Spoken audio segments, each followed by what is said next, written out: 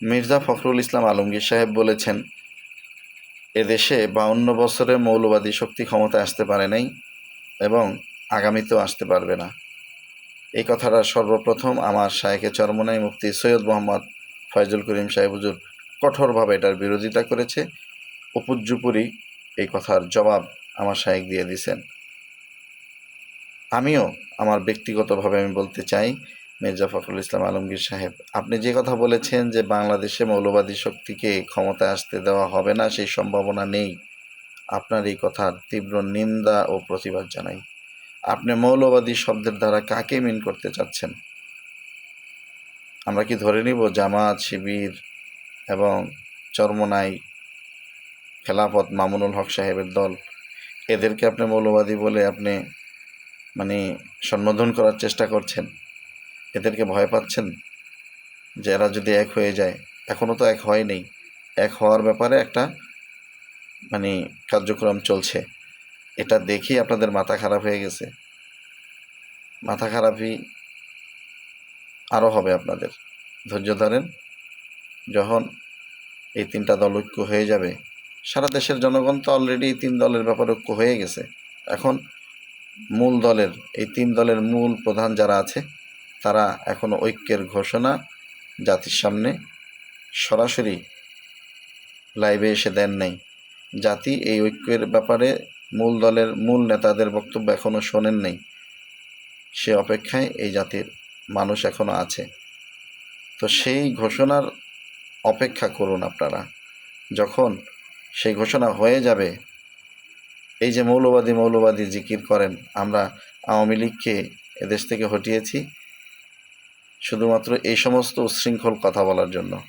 যদি আপনারাও বলেন, তাহলে আমরা চিহ্নিত করে নিব আপনাদেরকে, আপনারাও ইসলাম বিদ্বেষী। ইসলাম বিদ্বেষী কোনো শক্তি 92% মুসলমানের এদেশে শান্তিতে থাকতে পারবে না ইনশাআল্লাহ। স্বাধীনতার 52 বছরের কথা আপনি বলেছেন, 52 বছর আসতে পারে নাই, কারণ সেই সময়টা তো ছিল আসলে প্রকৃত স্বাধীনতা পায়নি। প্রকৃত স্বাধীনতা তো হলো 24 সালে। অর্থাৎ 52 বছরের কথা ইতিহাস বাদ দেন। 52 বছর চোর, বদমাশ, ইতর, লম্পট, লুটতরাজ, চাঁদাবাজদের দখলে ছিল।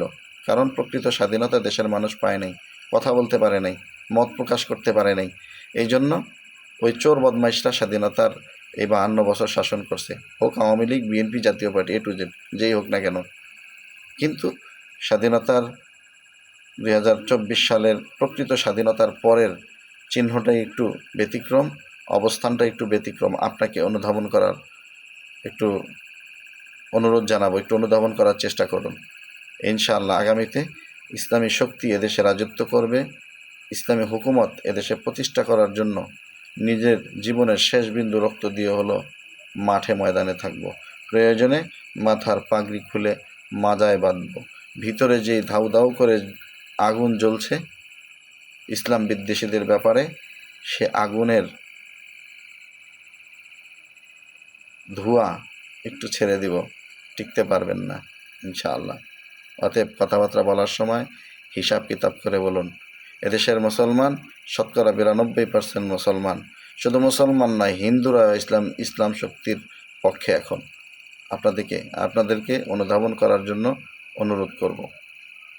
কথাবার্তা জেনে শুনে বুঝে শুনে বলুন। নিজের ইমেজকে নষ্ট করে দেশের জনগণ থেকে প্রত্যাখ্যাত হবেন না আশা করি। সকলে ভালো থাকবেন, ভিডিওটা শেয়ার করে দিবেন। আসসালামু আলাইকুম।